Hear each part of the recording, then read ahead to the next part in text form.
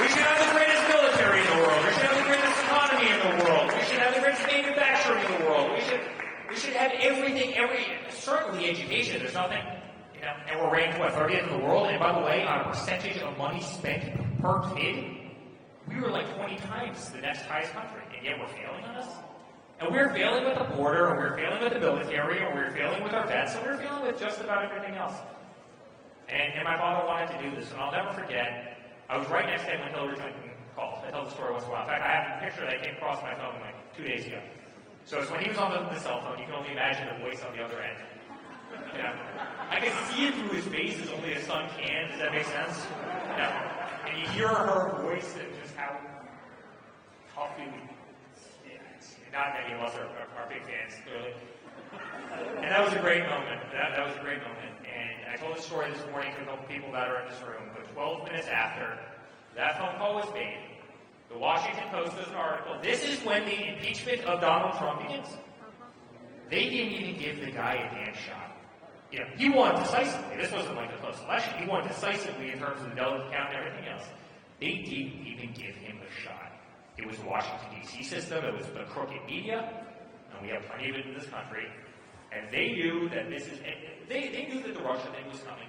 I was the guy that got the phone calls from the Washington Post and the New York Times, right? Remember, Michael Sussman goes into the FBI headquarters. We believe that the Trump organization is communicating directly with Russia through secret servers that they have in the basement. So I get a call from the Washington Post first and the New York Times second. We hear you're communicating with the Kremlin. I go, is this April Fool's? Like, I'm literally looking at my watch. We hear you're communicating with the Kremlin. I go, excuse me? Yeah, you have secret service in the basement from power. I can assure you don't have secret service in the basement. First of all, you don't have servers, as I explained to some people today, in basements because basements flood. Let's just start with the obvious, right? Second of all, a lot of the world is based on cloud computing now. You don't really even have servers, so this whole narrative was junk. So then Michael Sussman leaves. He calls up the New York Times, the Washington Post, and you know what he says? He says, the FBI, apparently, the FBI is investigating the Trump organization.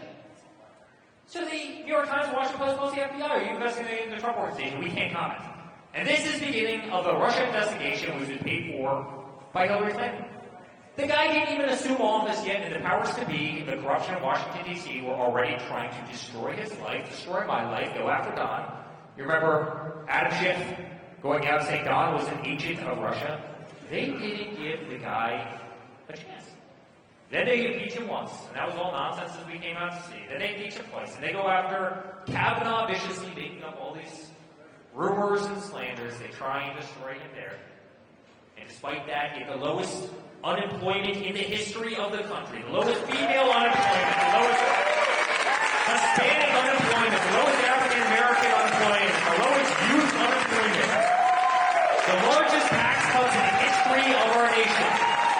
The largest. Peace in the Middle East. He fought like hell for religious freedom. He fought like hell for the Second Amendment and all the things that we care about. He rebuilt the military, built the greatest military on.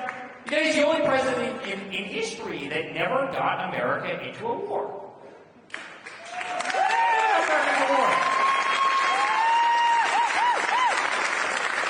Do you remember Hillary would go around the place and shoot? No, he doesn't have the temperament to be president. He can't have his finger on the...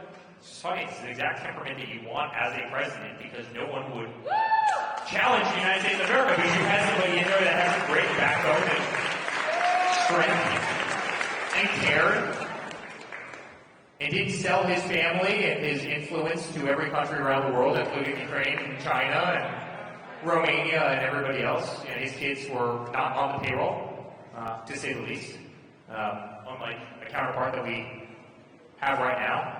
And what's really interesting is the media does nothing about it. You know, they know exactly what's happening. They know that whole family, grandkids who were taking massive amounts of money from foreign countries while he was VP.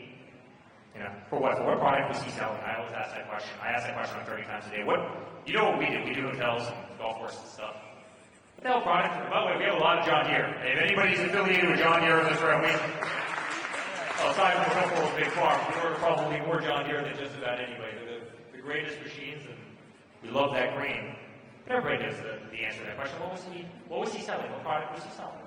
What website did he have Did he have a website? How can you make $10 million off of these various countries and literally not have a website, even advertising your services? Like, you could be a small pizzeria and have a website, but yet somebody who's taking that much money in from around the world for various quote-unquote services on that website is going through about 400 different shell companies.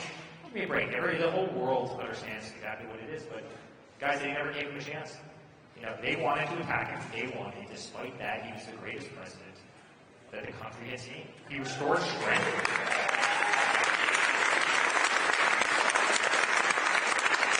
And I mentioned the story to somebody.